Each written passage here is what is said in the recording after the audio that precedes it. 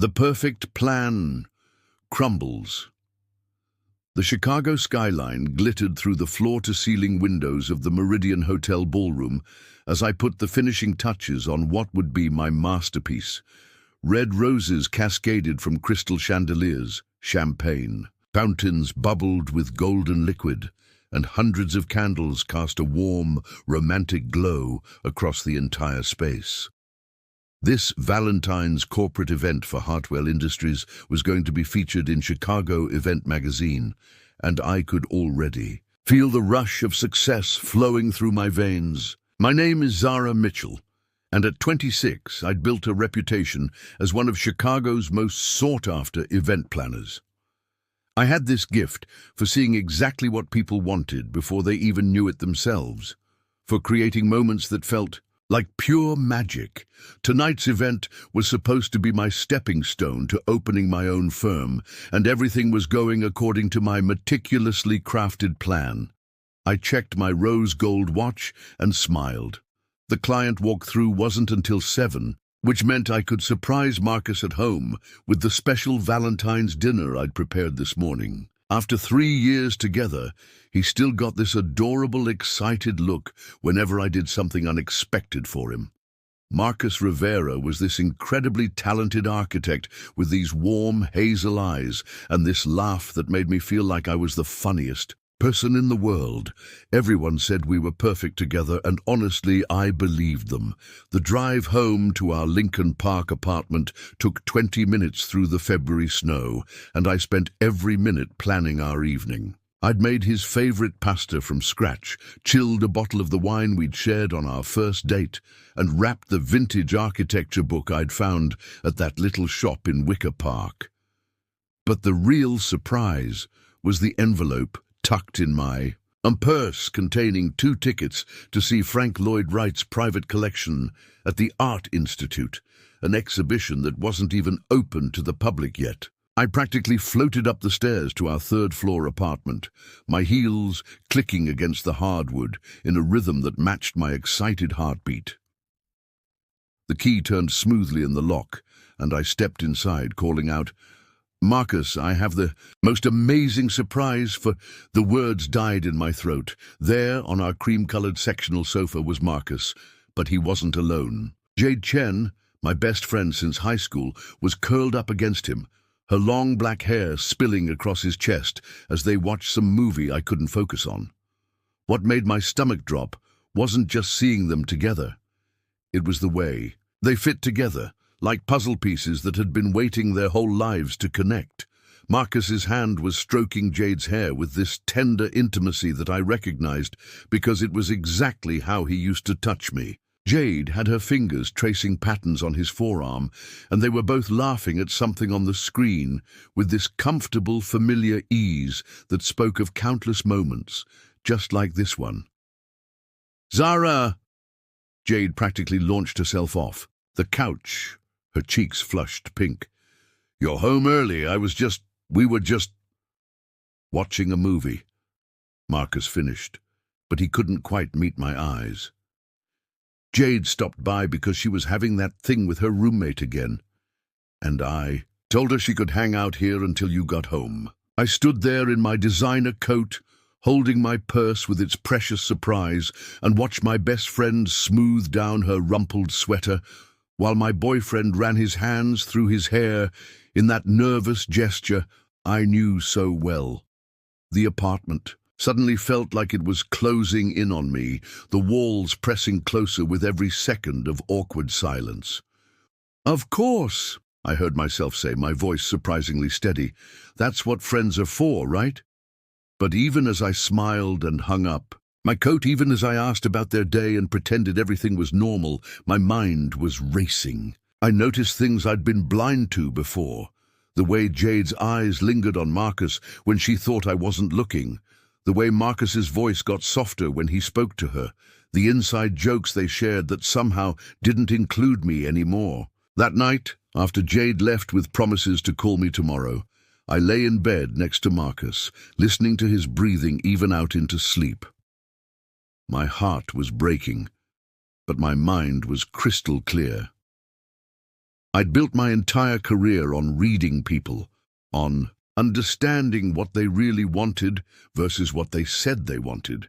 And what I'd seen tonight told me everything I needed to know about what Marcus and Jade really wanted. The question was, what was I going to do about it? The sweet deception. 3 days passed before I made my move. 3 days of watching Marcus text someone with secretive smiles. 3 days of Jade cancelling our usual coffee dates with flimsy excuses. 3 days of perfecting the performance of my lifetime. I spent those days researching, planning, and most importantly, shopping for the perfect trap. Friday evening found me in our kitchen, humming softly as I prepared Marcus's favorite meal. The irony wasn't lost on me that I was cooking the same pasta I'd planned to surprise him with on Valentine's Day, but now it served a completely different purpose. I'd set the table with our good china, lit candles, and even bought a bottle of expensive champagne. Everything needed to look perfect for what came next. "This is incredible, babe," Marcus said, twirling linguine around his fork. "What's the occasion?" "Not that I'm complaining." I smiled, the expression feeling more natural than it had any right to. "Can't I spoil my amazing boyfriend? Besides, I have something for you." I pulled out an elegantly wrapped box and set it in front of him. I know Valentine's Day was a bit of a bust with me working so late, so I wanted to make it up to you. His eyes lit up with what I now recognized as guilt rather than excitement. "Zara, you didn't have to." "Open it," I insisted, pulling out my phone to record his reaction. "I want to capture your face when you see it." Marcus unwrapped the box slowly, his expression shifting from curiosity to amazement as he revealed the contents. Inside was a confirmation for a weekend getaway to Whispering Pines Cabin, a supposedly romantic retreat nestled in the Wisconsin woods, about 2 hours north of Chicago.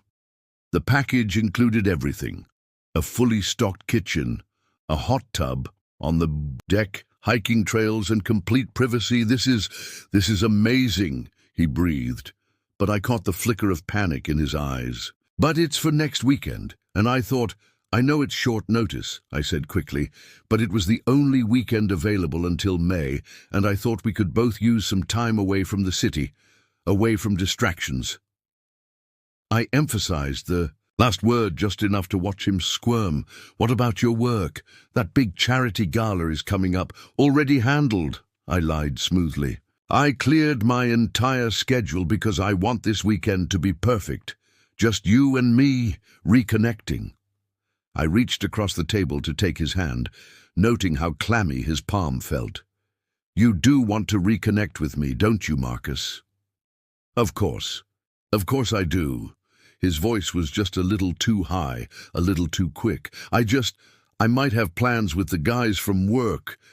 "Cancel them," I said, my tone light but firm. "This is more important than drinks with colleagues. This is about us, about our future together." I paused, watching his face carefully. "Unless there's something else going on that I should know about." The silence stretched between us like a rubber band about to snap. Marcus's free hand drummed nervously against the table, and I could practically see the wheels turning in his head. He was calculating, trying to figure out how to get out of this without raising suspicion. It was fascinating to watch someone I'd loved so completely reveal themselves to be such a skilled liar. "No, nothing else," he finally said. "You're right. This sounds perfect. Thank you, babe. This is exactly what we need." I smiled and squeezed his hand. "I'm so glad you think so. Oh, and Marcus? I was thinking we should invite Jade to join us." Color drained from his face so quickly I was genuinely concerned he might faint. "Jade? Why would we? Isn't this supposed to be a romantic getaway?" "Well, she's been having such a rough time with her roommate situation, and you know how much I hate the thought of her being alone and miserable while we're off having fun." I tilted my head, studying his expression with the same intensity I'd used to analyze a client's reaction to a venue proposal. Besides, we're all such good friends. It'll be like college again. Remember, the three of us used to do everything together. Marcus's jaw worked silently for several seconds. I just think, maybe this one time we could keep it just the two of us. For romance. Marcus Rivera, are you telling me you don't want to spend time with my best friend? I made my voice playfully accusatory, but there was steel underneath it. That's not like you at all. You two have always gotten along so well. He was trapped, and we both knew it. Refusing too strongly would raise questions he couldn't answer, but agreeing meant spending a weekend juggling his girlfriend and his secret lover in the same confined space. I watched him realize this, watched him understand that either choice would be torture. You're right, he said finally, his smile looking like it physically pained him. Of course, Jade should come. The more the merrier, right? Exactly. I pulled out my phone and started typing. I'll text her right now. I bet she'll be so excited. As I composed the message to Jade, inviting her to join us for a weekend of relaxation and reconnection at a beautiful cabin in the woods, I felt something I hadn't experienced in days, genuine happiness. Not because I was excited about the trip, but because I was finally taking control of a situation that had been controlling me. Marcus had no idea that I'd spent the past 3 days researching everything about Whispering Pines cabin.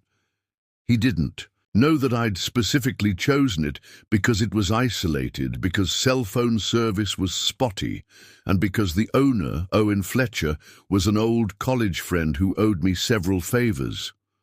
Most importantly, he had no idea what I'd arranged to make their romantic weekend absolutely unforgettable. Part 3. The Cabin of Secrets. Owen Fletcher looked exactly the same as he had in college. Tall, lanky, with unruly brown hair and kind eyes behind wire-rimmed glasses. He'd always been the type of guy who'd help you move without asking questions, which made him perfect for what I needed. "Zara, it's so good to see you," he said, wrapping me in a bear hug as I stood on the porch of Whispering Pines cabin the day before Marcus and Jade were set to arrive.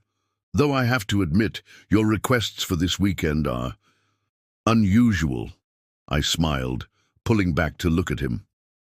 "I told you, it's a surprise party of sorts. I want everything to be memorable." Owen scratched his head, glancing at the list I'd given him. "Okay, but you want me to shut off the heating system Saturday morning and disable the backup generator? And you're sure about draining the hot water heater?" "Positive. And remember, the landline needs to be disconnected, and you'll need to remove the spare car keys from the hiding spot." I pulled an envelope from my purse and handed it to him. "This should cover any inconvenience, plus a nice bonus for your discretion." He opened the envelope and his eyes widened at the amount. "Zara, this is way too much." "It's exactly enough," I assured him. "Oh, and Owen, when they call you panicked on Saturday, you'll be conveniently out of town at your sister's wedding in Milwaukee. You won't be able to help until Sunday afternoon at the earliest." Owen looked uncomfortable. "Are you sure these people deserve whatever you're planning? Because this feels pretty intense." I thought about Marcus's hands in Jade's hair, about their comfortable intimacy on my couch, about all the lies they'd been telling me while I planned our future together. They deserve exactly what they're going to get. Saturday morning, I watched from my car as Marcus's black Honda pulled up to the cabin, followed closely by Jade's red sedan. I was parked behind a cluster of pine trees about a quarter-mile away, close enough to see but far enough to remain hidden. Through my binoculars, I watched Marcus and Jade get out of their respective cars, both looking around nervously. Even from a distance, I could see the tension in their body language. They stood apart, carefully maintaining the distance of casual friends, but there was something electric in the space between them. Marcus gestured toward the cabin, and Jade nodded, grabbing her overnight bag from her back seat. I'd arrived at dawn to make my final preparations. The heating system was now officially broken. though it would be easy enough to fix if someone knew what they were doing. The generator had a loose connection that would prevent it from starting. Most importantly, I'd used my spare key to enter the cabin and remove all the food I'd supposedly pre-stocked, replacing it with a few cans of expired soup and some stale crackers. My phone buzzed with a text from Marcus. "Just arrived. The cabin is beautiful. Thank you so much for this, babe. Love you." I typed back, "Have the most amazing time. Can't wait to hear all about it tomorrow. Give Jade a hug from me." The irony was delicious. By noon, my phone was ringing. Marcus's name flashed on the screen, and I let it go to voicemail. Then Jade called, also ignored. Then Marcus again. I finally answered on his fourth attempt, making sure my voice sounded distracted and busy. "Marcus, hi, how's the cabin?" "Zara, there's a problem. The heat isn't working and it's freezing in here. Also, the kitchen is basically empty, and I thought you said it would be fully stocked." I injected concern into my voice. "Oh no, that's terrible. Did you try calling the owner? Owen Fletcher? His number should be on the refrigerator." "We tried. It goes straight to voicemail." "How strange. Maybe there's a backup generator. Check the basement or the utility shed." I heard muffled conversation in the background, then Marcus's voice again. "Jade's checking the shed now. But Zara, maybe we should just come back. This whole weekend is turning into a disaster." Unraveling lies. The confrontation didn't unfold the way I'd imagined it would during all those hours of planning. I'd pictured dramatic revelations, tearful confessions, maybe even some satisfying groveling. Instead, what I got was something far more uncomfortable. The slow, painful unraveling of 3 lives that had been tangled together for years.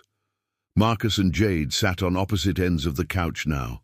The comfortable intimacy I'd witnessed in my apartment completely gone. They looked like strangers who'd been forced to share space in a crisis, which, in a way, they were. The weekend had stripped away their romantic fantasy and left them with the harsh reality of who they actually were when things got difficult. The heat should kick in soon," I said cheerfully, adjusting the portable heater I'd brought. "And I've got enough food to feed an army. You must be starving."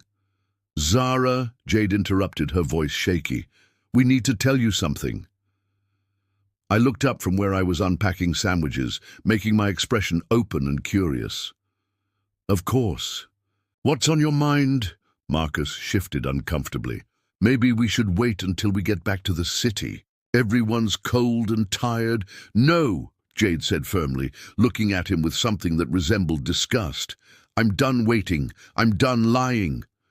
She turned to me, tears streaming down her face. "Zara, Marcus and I have been seeing each other. Behind." "You're back for months?" I blinked slowly, as if processing this information for the first time. "Seeing each other? Like dating?"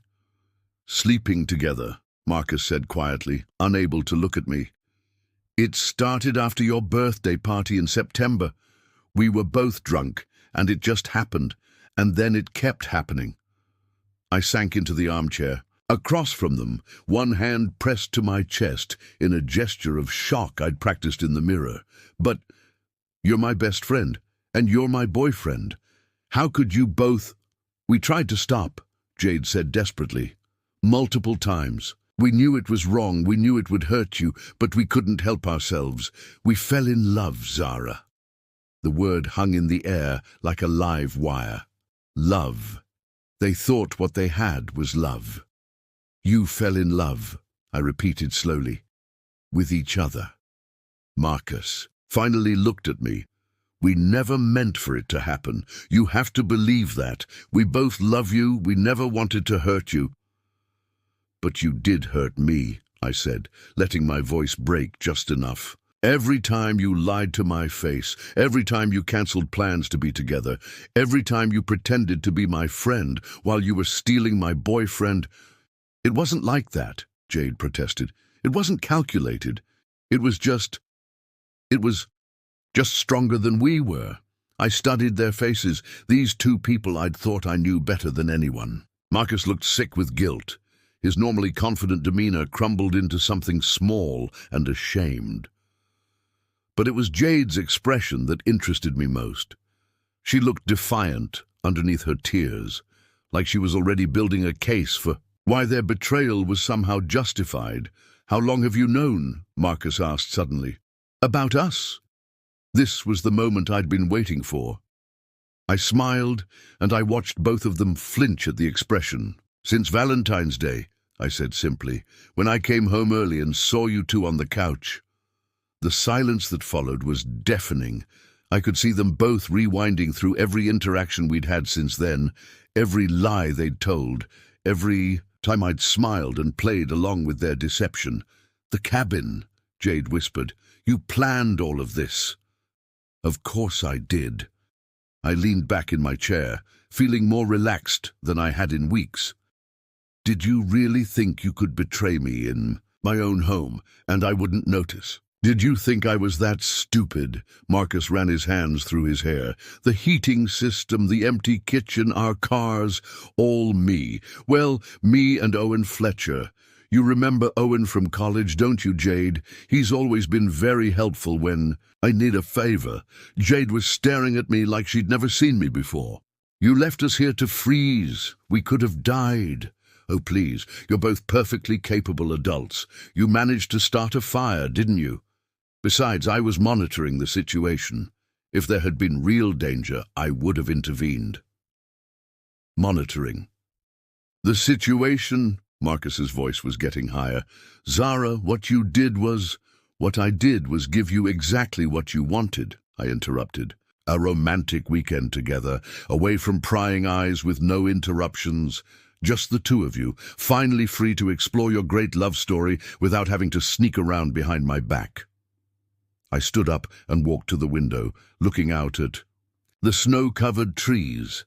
"Tell me, how did that work out for you? Was it everything you dreamed it would be? All those stolen moments and secret text messages building up to the perfect romantic getaway?" Neither of them answered, which was answer enough. "You know what I realized yesterday while you were here falling apart?" I continued. "You're not in love with each other. You're in love with the idea of forbidden romance, with the thrill of doing something you weren't supposed to do. Take away the secrecy, the guilt, the excitement of betraying me, and what do you have left? Two people who don't actually know each other at all." "That's not true," Jade said, but her voice lacked conviction. "Isn't it? Marcus, when Jade gets scared, what does she do? Does she talk through her feelings, or does she shut down and get angry? And Jade, what's Marcus's biggest fear about his career? What keeps him up at night?" The silence stretched between them. These were things they should have known about each other after months of intimacy, basic relationship knowledge that partners shared. But they'd been so focused on the physical and emotional intensity of their affair that they'd never bothered to actually learn who the other person was. "I spent 3 years learning everything about both of you," I said softly. "Your hopes, your dreams, your fears, your flaws. I know that Marcus clicks his pen when he's anxious, and that Jade reorganizes her bookshelf when she's upset. I know that Marcus is terrified he'll never be as successful as his father, and that Jade has never gotten over her parents' divorce. I know you both better than you know yourselves, which is how I knew exactly how to destroy you." I turned back to face them, and I was surprised to find that I felt nothing at all. No anger, no sadness, no satisfaction, just empty. "So here's what's going to happen. We're going to drive back to Chicago tonight. Marcus, you're going to pack your things and move out of my apartment. Jade, you're going to delete my number and pretend we never knew each other. And both of you are going to try to build something real together, if you can figure out how to do that without me to betray." "Zara," Marcus started. "There's nothing else to say," I cut him off. "You made your choice months ago. Now live with it." Part 5, New Beginnings. 6 months later, I was standing in the penthouse suite of the Whitman Hotel, putting the finishing touches on what would become the most talked-about wedding of Chicago's social season. The bride's dress was a cascade of vintage lace and pearls. The groom waited nervously at an altar, draped in white roses and baby's breath, and 300 of the city's elite sat in gold chairs overlooking the Chicago River. But none of that was what made my heart race with excitement. What made me feel truly alive was seeing the Mitchell Events logo displayed prominently at the entrance, announcing to everyone present that this masterpiece was my creation. "Zara, the photographer wants to know where you'd like the couples in portraits taken," my assistant Carmen called out, clipboard in hand. "Tell him to use the west balcony during golden hour," I replied, adjusting a ribbon that was a millimeter out of place. "The light will be perfect in 20 minutes." Carmen nodded and hurried away, speaking into her headset. I'd hired her 3 months ago when my business had grown beyond what I could handle alone. Mitchell Events was booked solid through next year, with a waiting list that included some of Chicago's most prominent families. The revenge plot that had destroyed my personal life had somehow given birth to the professional success I'd always dreamed of. "Excuse me, are you Zara Mitchell?" I turned to find a man about my age standing nearby, holding a professional camera with a lens that probably cost more than my first car. He had dark hair, warm brown eyes, and the kind of confident smile that suggested he was used to being looked at. "I am," I said, immediately shifting into professional mode. "Are you with the venue photography team?" He laughed, extending his hand. "Devon Torres, freelance photographer. I'm actually a guest, but I couldn't help but notice the incredible setup. This is some of the most beautiful event design I've ever seen." I shook his hand, noting the calluses on his fingers and the paint stain on his shirt cuff. "Thank you. That's very kind." "I'm serious. I photograph a lot of high-end events for magazines, and this is next level." He gestured toward the altar. "Arrangement. The way you've used the natural light from the windows, the flow of the space, the color palette.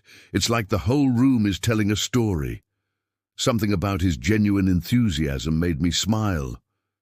Every event should tell a story. The couple's story, specifically. Jessica loves Impressionist paintings, and Robert proposed to her at the Art Institute, so I designed everything around the idea of them living inside their own work of art. Devon's eyes lit up. "That's brilliant. I don't suppose you'd let me feature this in my portfolio? I'm putting together a series on Chicago's best event designers." "I'd be honored," I said, and meant it.